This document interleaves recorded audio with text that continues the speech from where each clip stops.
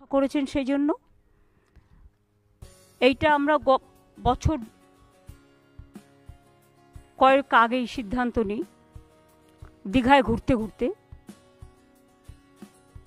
যে আমরা সমুদ্র সৈকত সরণিতে একটা জগন্নাথ মন্দির করব।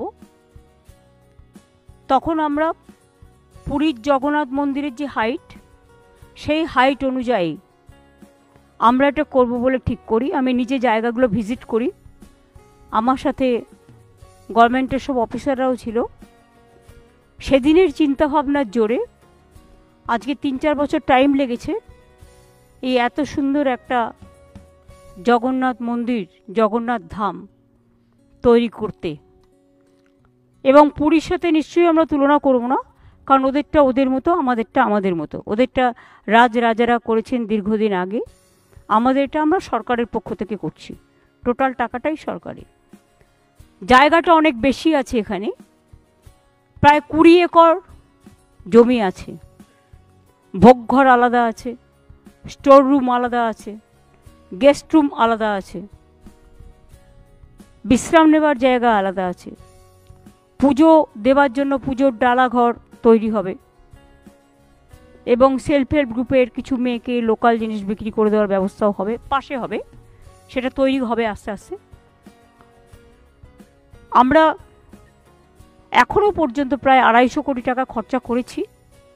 আরও হয়তো কিছু খরচা করতে হবে, কারণ মাসির বাড়ির ওদিকটাও আমাদের আরেকটু ডেভেলপ করতে হবে, ঘাটটাও ডেভেলপ করতে হবে। রথযাত্রা এবার থেকে শুরু হবে এখানে, এবং আমরা একটা ট্রাস্টি তৈরি করেছি চিফ সেক্রেটারির নেতৃত্বে।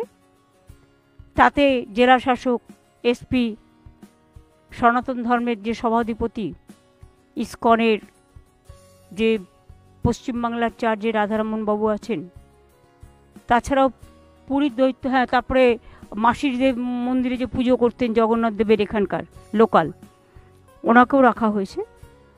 এবং ঠিক হয়েছে যে ওনারা 4 জন দেবেন লোকাল। সনাতন ধর্মের লোকেরাও কিছু ডালার দোকান করবে, প্লাস আরও হবে।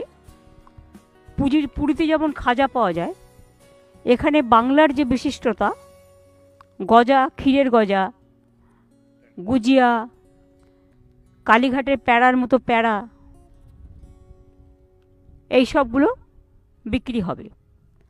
পুজো টুজো দেওয়ার জন্য যে অ্যারেঞ্জমেন্ট, তার জন্য অনেকগুলো ঘর তৈরি করে দেওয়া হবে। সেটা ট্রাস্টি বোর্ড দেখে নেবে, ডিএম এর উপর দায়িত্ব দেওয়া আছে, এসপি আছে, সবাই আছে, ডিজি আছে, সিএস আছে, হিটকো সবাই আছেন যারা এটা তৈরি করেছেন, চিফ ইঞ্জিনিয়ার আছেন, ট্রাস্টি বোর্ডে এরা সকলেই মেম্বার থাকছেন। আমরা আশা করি আর 3 মাসের মধ্যে এটা সম্পূর্ণ কমপ্লিট হয়ে যাবে। মার্বেলের মূর্তি অলরেডি তৈরি হয়ে গেছে, জগন্নাথ, বলরাম, সুভদ্রা।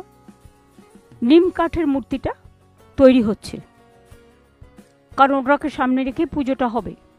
এছাড়াও একটা মা বিমলা, যেটা মা লক্ষ্মীর মন্দির, মা লক্ষ্মীর একটা আর এক পাশে রাধাকৃষ্ণ, এটা থাকবে।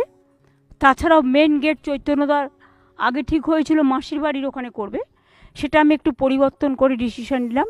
এই যে মেন দরজাটা ঢোকার মেন গেটটা জগন্নাথ ধামে, ওই মেন গেটের ওখানেই চৈতন্যদেবের এটা থাকবে, এবং ওই গেটটার নাম হয়ে যাবে চৈতন্যদ্বার জগন্নাথ ধাম।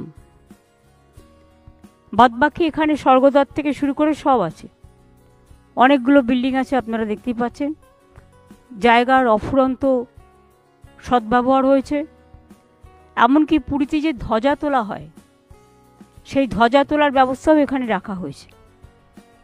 এবং মিটিং চলাকালীন আমি রাজেশের সাথেও কথা বললাম, পুরীর যে ছোট দৈত্যপতি, তাকেও বললাম যে আপনি এসে দেখে যান, এবং যারা ধ্বজা তুলতে পারে তাদের একটা বংশানুক্রমে কিছু লোক আছে, তাদের থেকে যদি 2-3 জনকে আমাদের দেন ভালো হয়।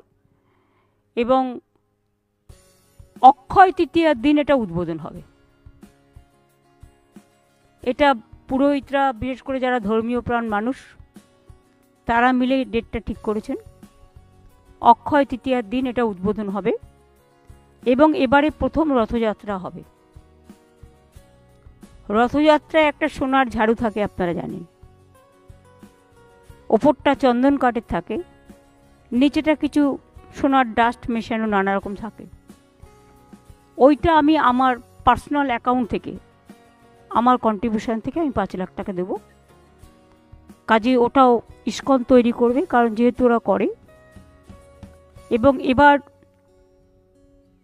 যে সোজা রথ হবে, প্রথমবার বলে আমাকে এখানে উপস্থিত থাকতে হবে। আমি প্রতিবার ইস্কনের রথটা উদ্বোধন করি, আমি এবার উল্টো রথে ওদের ওখানে যাব এবং রাধারমণ বাবুও চলে আসবেন। আমি উদ্বোধনের নিয়ম আছে, উদ্বোধনের আগেই কিন্তু পুজোর প্রসেস চালু হয়, 48 আওয়ার্স লাগে। সুতরাং আমরা পুজোর 48 ঘন্টা আগে চলে আসব। ট্রাস্টিতেও যারা আছেন তারাও আসবেন, যাতে কোথাও কোনো ত্রুটি বিচ্যুতি না থাকে। কারণ দেখুন, আমাদের কাজ হচ্ছে ওপরে ওপরে যেগুলো করা, কিন্তু পুজো পাঠ তো আমাদের কাজ নয়। এটা পুরোহিত যারা তারা ঠিক করে নেবেন। বাদবাকি সব কিছুই সিস্টেম অনুযায়ী হোক এবং এটা আগামী কয়েক হাজার বছর ধরে এটা একটা চিরস্থায়ী জগন্নাথ ধাম বাংলায় সুন্দরভাবে সমুদ্র তটে, সমুদ্র কন্যার জায়গায়, সমুদ্র তীরে লোকে বেড়াতে আসেন, তারা একটা মন্দিরে পুজো দিতেও চান। তাদের সকলের কথা ভেবে এটা তৈরি করা হলো। হাজার হাজার বছর ধরে এটা থাকবে এবং আমরা চাই সারা পৃথিবীতে এই জগন্নাথ ধাম দেখতে সমস্ত মানুষেরা সমবেত হন। যেদিন ইনাগুরেশন হবে 24 ঘন্টা প্রসেস করতে হয়, তারপরে অক্ষয় তৃতীয়ার আগের দিন থেকে প্রসেস শুরু হবে, অক্ষয় তৃতীয়ার দিন উদ্বোধন হবে। আমরা কিছু বিশিষ্ট মানুষকে নিশ্চয়ই আমন্ত্রণ জানাবো, সেটা আমরা পরে ঠিক করে নেব, কারণ আগে কাজটা পুরো কমপ্লিট হোক। আর মাসির বাড়ির সামনেও একটা ঘাটের কথা বলেছেন মহারাজ, সেটাও হিটকো করে দেবে। বাদবাকি রথ রাখার জায়গা যখন সোজা রথ হয়ে উল্টো রথে যায়, সেই জায়গাটাও তারা দেখে নেবেন, করে দেবেন। ট্রাস্টি থেকে শুরু করে এখানে একটা পুলিশ পোস্টও হবে। এই যে জেলা পরিষদের বাড়িটা দেখছেন, এটা আমরা নিয়ে নিচ্ছি। জেলা পরিষদের বাড়িটায় পুলিশ পোস্ট এবং অ্যাডমিনিস্ট্রেটিভ বিল্ডিং তো এটা, এখানে হেলথ সেন্টার এবং ফায়ার ব্রিগেডের একটা প্রভিশনও করা হচ্ছে। এটা ডান দিকের ওই বিল্ডিংটা আরও অ্যাডজাস্ট হবে এই জায়গার সাথে, তাতে আমাদের জমি আরও বাড়বে। আর বাঁদিকে যেটা আমি গিয়েছিলাম ওটা অ্যাডমিনিস্ট্রেটিভ বিল্ডিং, ওখানেও 6-7টা গেস্ট রুম আছে পুরোহিতরা যারা থাকবে তাদের জন্য। এক একটা রুমে 3টে করে বেড থাকবে, যাতে পুরোহিত যারা পুজো করবেন তারা এখানেই থাকতে পারে, থাকা খাওয়া সব ব্যবস্থা তাদের থাকবে। বাদবাকি কিছু লোকজন নেওয়া হবে যেগুলো কাজকর্ম করবে, সেটা ট্রাস্টে ঠিক করে নেবে। এটার ব্যাপারে আমি চাই না কোনো রাজনৈতিক হস্তক্ষেপ। এটা টোটালি, আমি কিন্তু ট্রাস্টির মেম্বার নই, আমি জাস্ট ভলেন্টারিলি আমার সার্ভিস দিচ্ছি। সুতরাং সবটাই ওনারাই করবেন, শুরুটা করে দিয়ে গেলাম। আশা করি সবটাই সুষ্ঠুভাবে সমাপন হবে। আপনাদের সকলকে